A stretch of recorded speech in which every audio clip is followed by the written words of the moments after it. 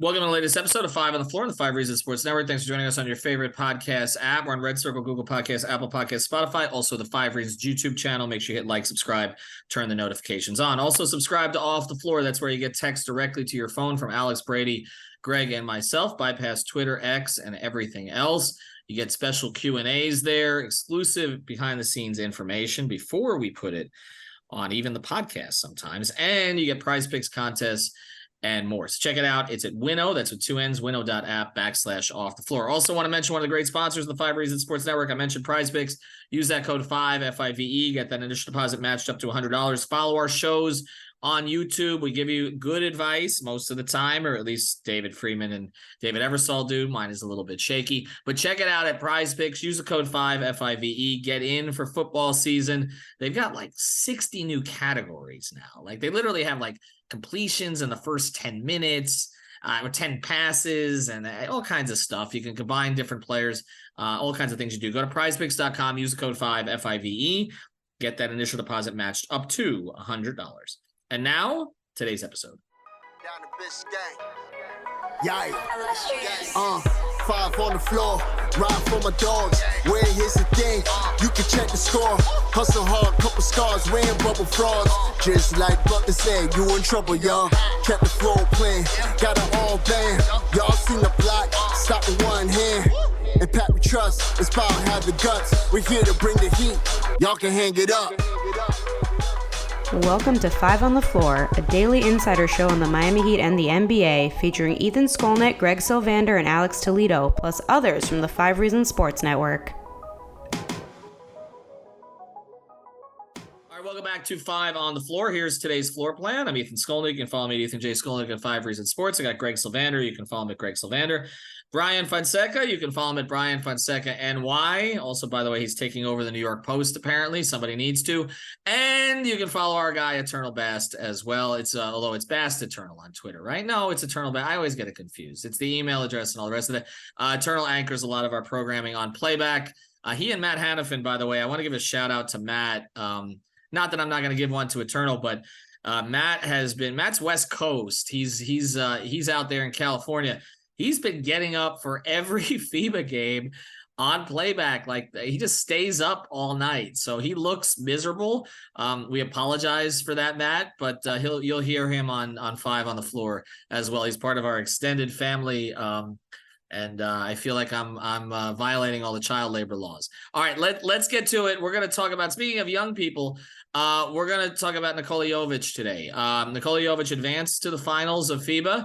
Something that the FIBA World Cup, something that the U.S. team could not do. The U.S. team eliminated with Eric Spoelstra as their assistant coach. We will never speak of that again.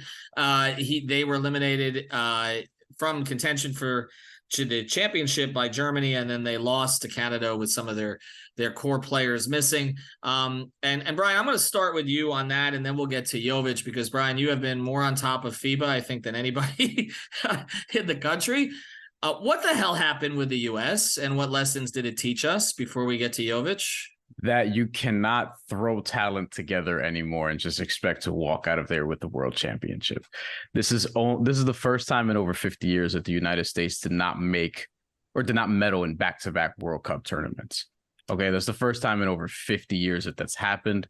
I woke up this morning because I still have to actually rewatch the game because I was not getting up at 4:45 for the USA versus Canada. So I'm going to rewatch it right before football starts. And from what I did see, because I did catch some of the overtime stuff, first of all, that game going into overtime was not something that the sports books expected. But USA, listen, they don't have a lot of excuses. They don't have any excuses, in my opinion, because all up and down the tournament, as I've been saying everywhere else, everyone's missing people. Lithuania's missing Domantas Sabonis. They beat Team USA. Latvia's missing Kristaps Porzingis. They still got to the quarterfinals. There are teams all over the tournament. Spain's missing Ricky Rubio, who was the MVP of the last tournament. They couldn't get out of the second round. Jokic didn't play. Serbia is missing 7 or 8 guys on their team. They're including missing the league MVP. Well, right, Nikola, the league MVP, the Finals MVP. Right, Nikola Jovic and Micic and Nemanja Bjelica and Boban Marjanovic, and none of these guys are on the Serbian team right now, and they still made it to the finals. Which I want to get into that portion of it in a second. But with Team USA, there's just no excuses at this point. You need to take the World Cup more seriously. It's a better tournament than the Olympics. You have 32 teams, 32 nations represented in the FIBA World Cup. Only 12 in the Olympics, which are going to be next year. But Americans treat the Olympics as if it's a bigger deal because they've been conditioned to do that, because when the Dream Team was formed, it was formed for the 1992 Olympics, not necessarily for the World Cup. So we just think that here in America, the Olympics is all that matters and the World Cup doesn't, where everywhere else, they're taking everything seriously. And you should take every international competition seriously, in my opinion. Seems like they just threw together a B+ team of nice guys. And Grant Hill was selling to us from Team USA.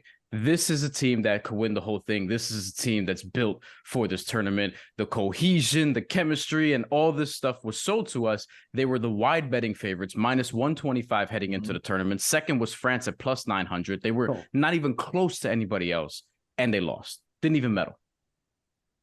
We'll get to Jovic next. Who would you say increased their stock or improve their reputation in this other than Anthony Edwards, who's the obvious one? Eric Spoelstra. Well, apparently not. Well, maybe, I guess, because maybe if he'd been the head coach, but who knows? I don't know that Kerr could have done much more with the group that he actually had once it was put together. But I guess, Brian, I mean, did anybody else improve their reputation? Team USA? Yes. Well, Austin Reeves, because he now is probably primed to challenge Tyler Hero for best white American NBA player in the world right now. Tyler's a negative asset, though. Don't you forget that. I'm just kidding. Tyler Hero's better than Austin Reeves. We're kidding. But I mean, Austin Reeves is probably like the guy, I guess. But I mean, and Mikal Bridges is probably one where, you know, people are going to pick him to be an all-star this year. We'll see what happens. But I want to ask you about Bridges specifically, though, because that's an interesting one to me, because he went from a guy who was considered like perfect glue guy on a really good team, right? Mm-hmm. To getting the reps with the Nets as a lead guy and having some sensational games. I mean, one of them was against the Heat. Actually, 2 of them were against the Heat. Yeah. And then, you know, he tailed off a little bit efficiency wise as the season went on, as the team seems to figure him out a little bit and the burden became a little greater. And it looked like some of that happened here too. I don't know. I mean, maybe he's being a little bit overrated as far as being that guy. Is that fair? Well, we don't know if he could do it for an entire NBA season. Right. I have questions as to whether or not he can. And one of the reasons to bring it back to the Heat, actually, is that we've been talking about Tyler Hero being a great fit in Brooklyn. One of the reasons for that is because we're skeptical that Mikal Bridges can sort of carry the offensive load there and could use a Tyler Hero or somebody like that as his co-star to carry that team offensively, because Ben Simmons isn't going to do it. Right, we forget that he's on that and roster. Cam Johnson didn't look ready for this tournament. He didn't look like he belonged in this tournament. Spencer Dinwiddie is probably their next best option after Mikal Bridges, and there are going to be times where he's going to be the number one option because Mikal Bridges doesn't have it going. But Mikal Bridges is going to be a sexy all-star pick this year. I'm skeptical as to what he's going to do over the course of an entire season. I think he's somewhere between what he showed in Phoenix and what he showed in Brooklyn in terms of offensive output and just as a two-way player. And I give Eternal credit because he was somebody saying that he thought Mikal Bridges could sort of be a number one-ish type of guy, where I was like, dude, you're crazy. We still don't know if he's like a true number one, but we know that he's better than what he showed at Phoenix at the very least. And I guess to me, the two guys whose reputations took a hit here are Brandon Ingram and Jaren Jackson Jr. Those would be the two. And Steve Kerr. Well, yes, but I'm talking about as far as players. I mean, Banchero, it's too early, to make any kind of a judgment there. Brunson kind of did what Brunson does. Like, he's not going to set up a ton of guys, but he had moments. Halliburton, I thought, had moments. I don't know that he'll necessarily be on the next team. We'll see. But to me, Ingram's inability to kind of find his way, and then Jackson's complete inability to make any kind of an impact. Like, we can talk about the rebounding or anything, but I mean, he just didn't do a damn thing really for most of this tournament. And it seems like they had him miscast. And I feel like the reputation that was boosted the most in this tournament was Bam Adebayo's. No ceiling. Right. But anyway, let's get to it. And I'll go to Eternal on this one. As you look at Jovic, and at the end of this, he's emotional. He just lost in the finals, NBA finals too, although that one I don't think was quite as emotional as this one. But he gets all the way to the finals. We talked about it on playback and what this means to these guys. But I actually think, and Brady just put this on our Off the Floor feed about things that he needs to improve this offseason as he goes forward. And he said the two things I think he needs: an in-between game to add to his offensive bag. He too often gets stuck in that range where it isn't a deep mid-range or a layup at the rim, a floater or a short pull-up hook changes things. And he also said number two, and I'll get into this a little bit later with a little bit of intel. He says a defined role. Watching him drift into so many different things in this offense shows Miami needs to lay out a blueprint for what they need from him, and they will. What did you take from some of the he had great moments in this tournament and the other moments where they didn't utilize him very much, Eternal? Yeah, one of the things that kind of stuck out to me, I don't know if, how many of our listeners or how many of you guys caught it, but on Friday, it was either Friday or yesterday, there was a press conference with the coach of the Serbian team. And he talked about Jovic specifically and how he spent a lot of time like earning his teammates' respect, how he spent a lot of prep time getting ready for games and things of that nature.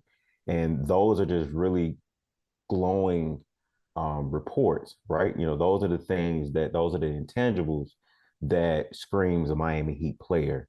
And if you're getting that from the national team coach, which just to kind of put it in perspective and context for a lot of our listeners, for non-American players, playing for your national team means a lot. It means a whole lot because it means that you are carrying the pride of your country on your chest, right? Like it's not about the name on the back, it's literally about the name on the front because they have such a long history with their country. And so as you see the emotion from Jovic and other players, whether they're losing or they're winning, it means a whole lot to be on that stage, whether it's the World Cup, like Bryan said, any type of international competition is going to mean something. And so to kind of wrap all that up as we put that into context, Jovic started for his national team at the age of 20. Mm-hmm. At the age of 20, he started for his national team. That means a lot. Forget whatever agendas you got for Miami Heat, for the NBA or whatever. The fact that he earned enough respect for their coach, who isn't a young coach. No. He's been coaching their team for a long time. It doesn't happen often. You're right. It doesn't happen. So the fact that he earned the respect to not only start, but to contribute, and they played him at times late in games, and he had big games for them. Of course, now, obviously, there were times where his teammates looked him off, not kind of like a disrespect thing, but he is 20, so to kind of like put some balance on things, like the fact that that he was there to kind of earn and gain those minutes is going to translate into training camp, into preseason, into season, because it showed that Jovic can contribute to a winning team, not only on offense. He had some great development defensively over the time of the tournament. So I really think that's going to benefit him having to play this kind of shifting role too, that, because again, with the Heat, nothing is in stone. And Greg, that pivots back to conversation I know you and Brady had on a podcast, which may or may not post before this one does, but getting into the rotation, and I'll get into more of this on a playback, which I'm going to talk about in a second, but, it was presented to me by a prominent Heat official, what they think the rotation could look like if they don't have Dame by the time the training camp starts. And again, that's what we're going to devote an entire playback to tomorrow. So I don't want to give all of that away. But the rotation that was thrown out to me was kind of similar to something we've discussed a lot, which was with their current roster, they're looking at potentially, Hero and Jay Rich in the backcourt, which is the way I view it. Jimmy at the 3, obviously, Bam at the 5, and Kevin Love at the 4 for stability and to put kind of a bigger body next to Bam.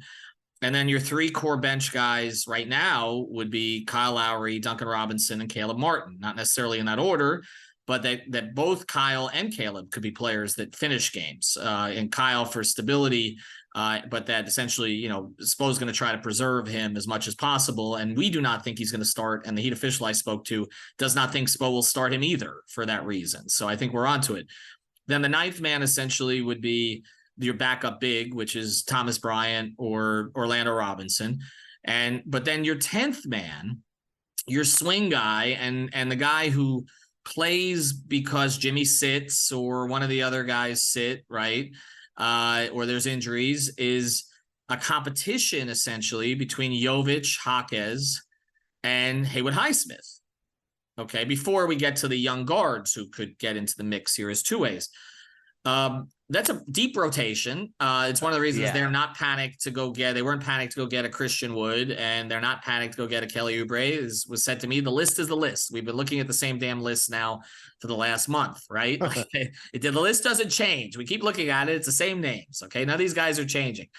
But I think that's the question here with Jovic, because if he's here, like, there are going to be Heat fans who go look at this and they say, okay, look at the way he played in FIBA. Look at the way he played in Summer League. Let's plug him in as a starter. They're not going to do that. Kevin Love is more, or maybe even Haywood Highsmith or Caleb Martin, but more likely Kevin Love is going to be the starter at the 4. And they're going to play more of a traditional big behind Bam. So that's more of Orlando Robinson or Thomas Bryant. I think it's going to be like they'll give Thomas Bryant the first opportunity. And then sometimes what happens with Thomas Bryant is he gets played out of the role. We saw that with the Lakers and other places. And then maybe Orlando Robinson's the guy who plays him out of it. But that Jovic is going to be more of a wild card. And I just wonder, as we're talking about him trying to find role and Brady talking about him trying to find role, how that works, right? Like, how do they define a role for him in that circumstance? It's tough because the Heat kind of they always have been, next man up means a lot of things. It also means like just do whatever the hell needs to be done to impact winning at that moment in time. Fans are going to be in an emotional conundrum when they see that the two young players that kind of we focused on all summer in Jovic and Jaquez, because they've been the Dame talk, like components basically, for them to be in the running for 10th man on the team. I think fans probably expect to see young players play a little bit more. And I would say there's still a lot of basketball left to be played, and there's a training camp left and a preseason left. So who knows who pops and ends up elsewhere. I just can't move off the position. I have a feeling that Spo's going to trust Haywood Highsmith more than a 10th man minutes type of role. I just have a feeling he's going to play his way into more than that. I think it's a situation where they're going to be able to at least outline for him what they're asking him to do offensively and defensively. Mm-hmm. And it's going to be more about staying ready and being able to deal with what he just dealt with in that tournament, kind of being on one day and focused. And then the next day you're maybe not playing as much. How do you handle that? And so I just think that this tournament actually just preps him for what he's going to have to, like, young players got to get in where they fit in. And he is no exception to that rule, but it is going to make fans' heads hurt a little bit when they see that these guys that we've either hyped up around the draft or during Summer League or during FIBA aren't really playing a ton for the Heat. And it just means that they're deeper than they were a year ago. Yeah, I think they definitely are deeper. And Bryan, when I look at it, I say, okay, when you look at those three guys, Jaquez, Jovic, Highsmith, it seems to me like they're understudy players to a certain degree as you manage this season. So to me, Jaquez is an understudy behind Jimmy. That, he's in position, if Jimmy is going to miss some time, that you can put Jaquez in and for limited minutes, maybe do some Jimmy-like things. I think Jovic is the understudy for Kevin Love. To get Kevin Love to the postseason in one piece. And it's going to be like, okay, we're on a 5-game road trip and, KO, his back's bugging him a little bit. I'm not KO. I'm sorry. Kevin Love. KO may be here at some point too. But Kevin Love, his back's bothering him a little bit. And, Jovic is going to get some of those opportunities. I think there could also be a surprise where maybe, Bam, who doesn't miss a ton of time typically, but if he does miss some time, we expect Thomas Bryant to get those minutes. But that, maybe he does, but also maybe Jovic works into that rotation. And then Haywood Highsmith, to me, is the Caleb insurance to some degree in terms of some of the things that he does. But I also agree with Greg that if it comes down to a 10th man at times and it's going to be, okay, we need someone to go in there in 8 minutes and change the rhythm of this game, that Spo will go to Highsmith, which we didn't know why he didn't do it more during this postseason, frankly, but I still think that that's what would happen.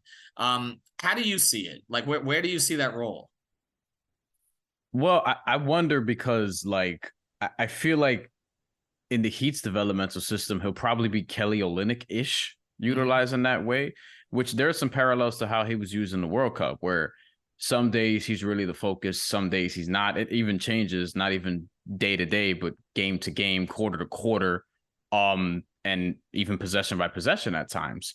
And late in the fourth quarter, there were times where he was just standing in the corner, but on the defensive end, he draws a charge, to which I then said, oh, now it's going to be Damian Lillard and picks for Nikola Jovic because the Heat value him more.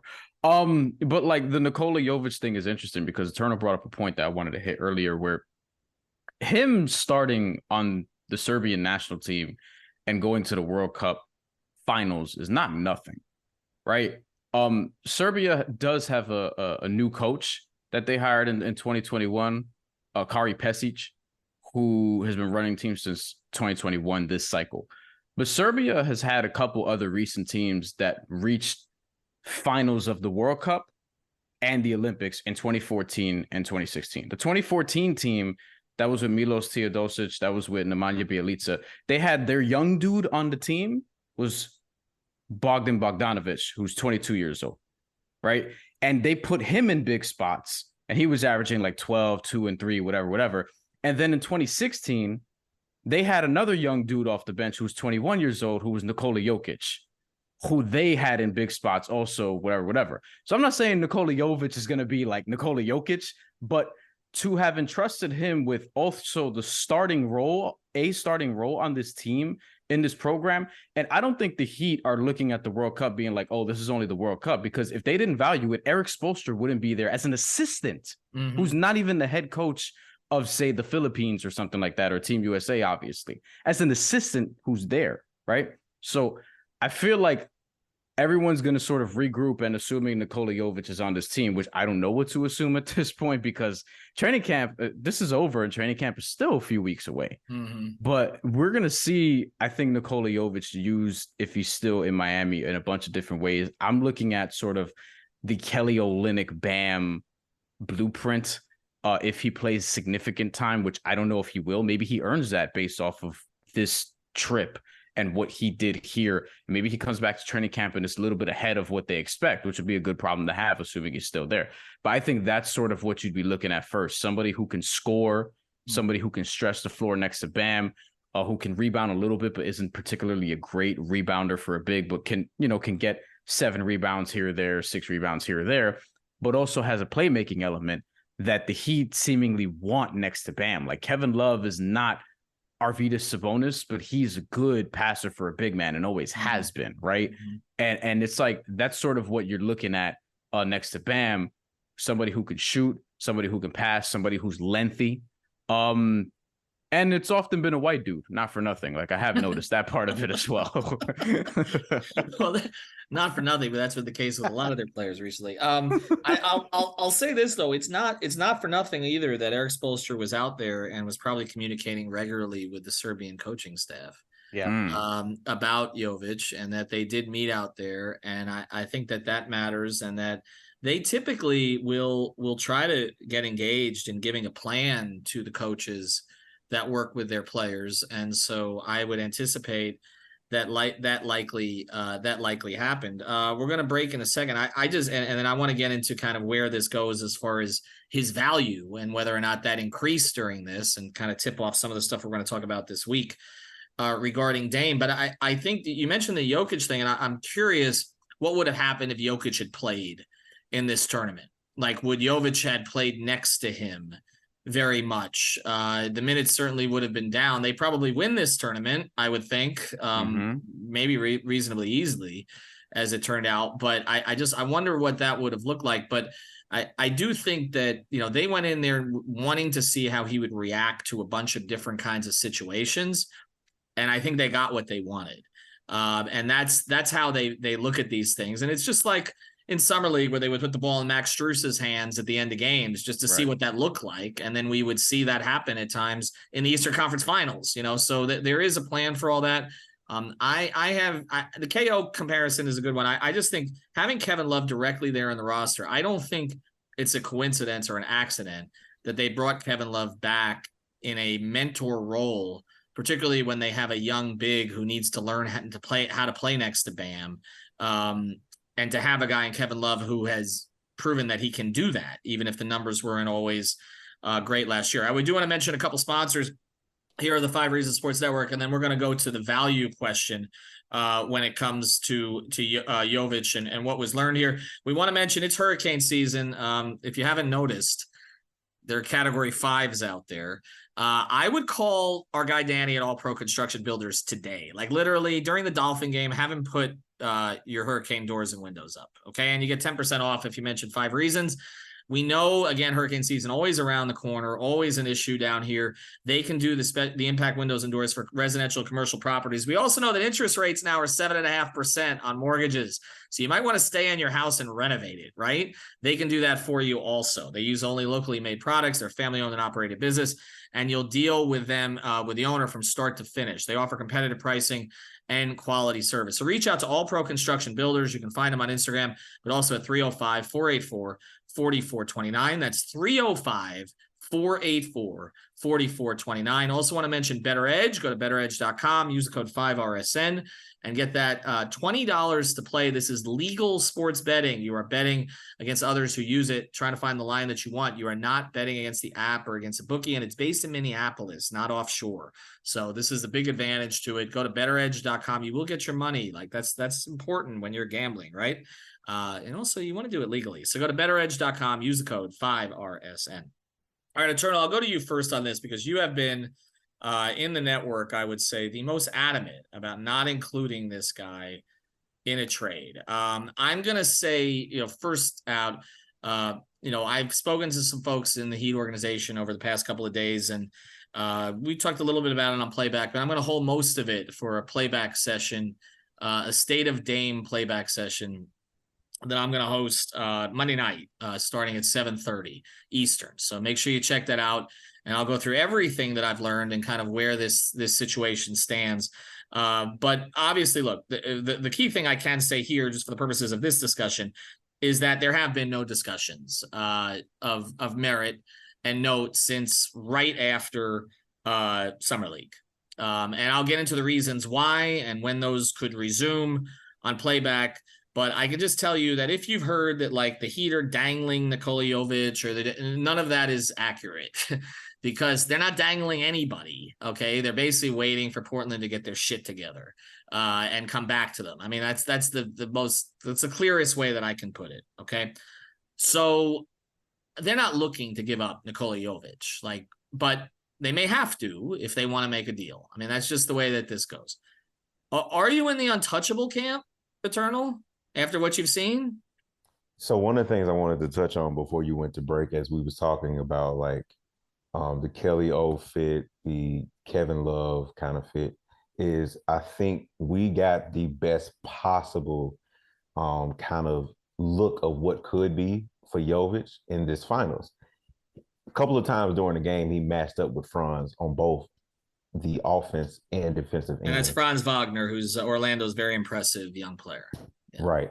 And he's another guy that's physically and skillfully kind of like in the same range as Jovic. Both of them standing at 6'10", 6'11", both of them having guard skills and things of that nature. And one of the things that I think you wanted to see from Jovic is, can he replicate what Franz can do defensively? Because Franz is a very, very solid defensive player. And a couple of times we saw during this World Cup run for Jovic that he could guard out on the wing, and he could, to some extent, guard in the post. And so he had a play today where he was guarding Dennis Schroeder from the top of the key all the way down to the rim, and he had a great stop on the play. So I think that Jovic has that potential to be what Franz is, basically, and replicate some things of his nature.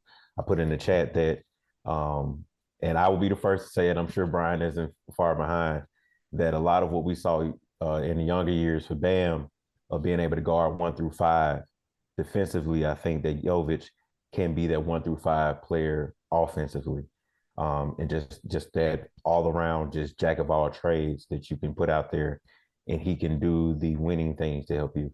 But like you said, Ethan, with that, I think that Jovic has stepped into that untouchable. I will put that flag in the ground.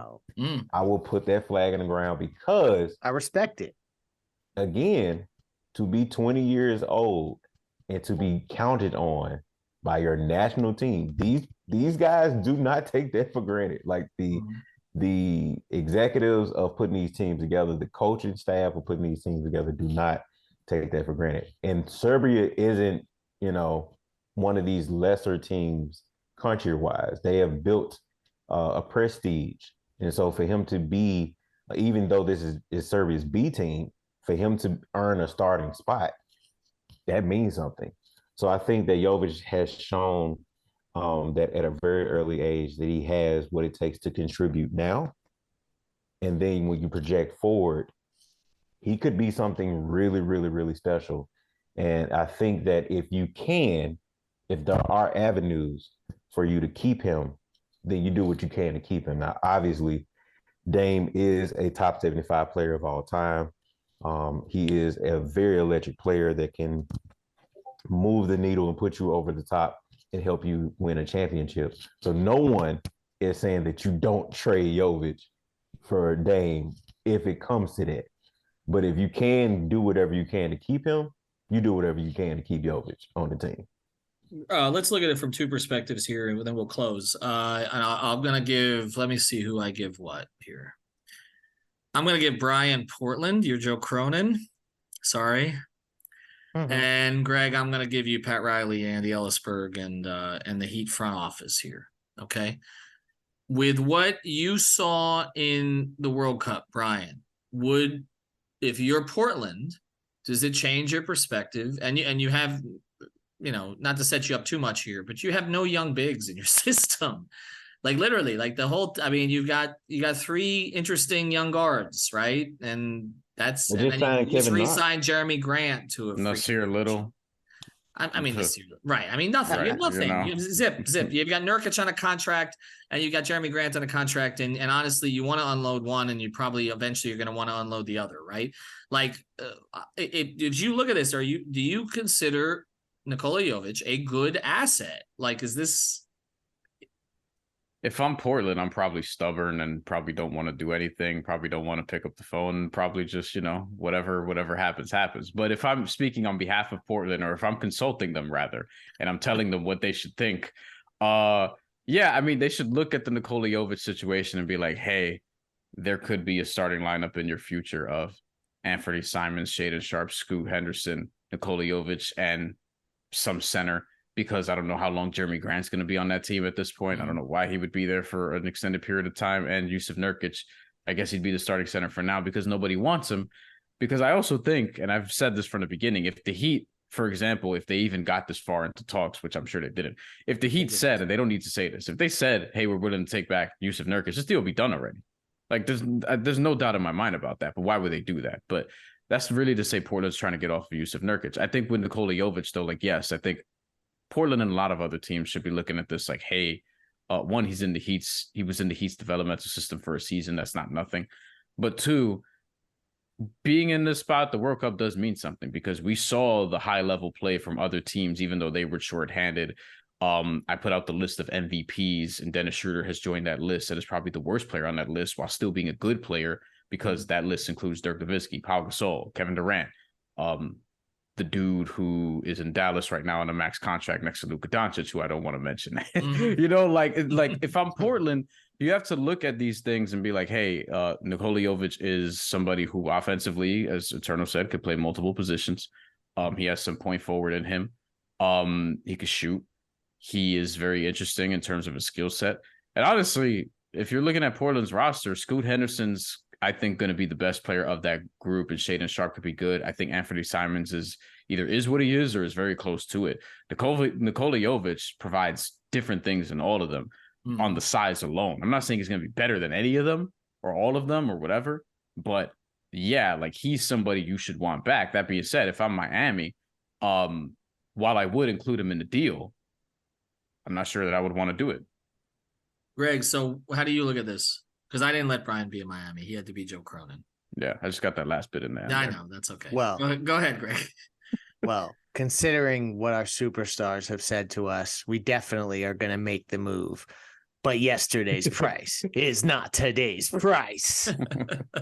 That's exactly how that goes. I think he did nothing but raise his value, and the Heat will make sure to acknowledge that the next time they talk to Portland. The whole league will acknowledge it. And but still in all, I know that Eternal says it untouchable in this type of situation. Nobody but Jimmy and Bam are untouchable. Agree. And I think that's fair, but I think all of this plays into this, and this is a tease for the playback that I'm going to do tomorrow night. So get the app and join us there, and we'll promote it on Twitter and elsewhere. Is that this offseason in a lot of ways has gone as well for the Heat as it could, in terms of maintaining leverage. If Portland's hope here, I think Portland's primary hope is, and I'll touch on this more tomorrow, is again for some mystery team to emerge, which I can tell you the Heat can't figure out what that team is either. They listened to the podcast we did about the mystery teams, and they basically came to the conclusion that the ones that we mentioned are the ones that could be, but that none of them likely will be. Okay. And so that's the first thing. So I think Portland's first bet was some mystery team emerges, and maybe it's because of some injury, like a Drew Holiday gets hurt or something like that. You're basically hoping for someone to get hurt, and some team is desperate enough to appease their primary star. And so they make a move like that, right? That's to keep their primary star happy. But I think the second thing that they were counting on, and I've said this repeatedly, is that there would be chaos with the Heat. There would be dissatisfaction with their current roster. There would be dissension with players who were talked about in trades all offseason. And also that there would be no growth from any of their young players, so that the Heat would be panicked to make some kind of a move. None of those things have occurred. Miami made good low-budget additions in Josh Richardson and Thomas Bryant to kind of, make up for the losses of Strus and Vincent. Not specifically Vincent's position, but they've padded the rotation and added depth. And additionally, their young players the second thing is, you're not hearing negativity from the Heroes, the Robinsons, the Lowrys, the guys who've been in the trade talks. In fact, with Tyler, it seems like it's being channeled exactly the right way where it would benefit the Heat if he actually stays. And then the third thing is the growth of the young players. Well, I mean, Jovic has done everything and more, and Jaquez is literally having coffee and sitting in the sauna with Jimmy Butler. So it's like you look at it from the Heat's perspective and you're like, we don't need to do anything. We want to do something. We know that that's the piece that can get us over the top, and we have to think about more than just the East. But there is no great team, and this was confirmed with me when I spoke to this person yesterday, who said the same thing last year. There is no great team this time around. There are a lot of good teams, just like there were last year. And I can just say this: the person I spoke to said nobody really got better. None of the good teams in the league got better. Phoenix is the only one that you can argue for, and there wouldn't be a huge surprise if they get out of the West. But they didn't get markedly better if you look at some of the depth losses that they still have and some of the fit issues that they may have. Is Ayton going to play hard? Do they have a point guard? How are they going to distribute the shots? How is Durant going to stay healthy? You look at Memphis. What's Morant's situation? I mean, they've added Marcus Smart, but what's going on there? The Clippers, are they healthy? No. Who knows? Milwaukee didn't really do anything to their team. Boston's different. Are they better? I don't think they're better. No. Actually, right? Philadelphia, better? No. With a circus.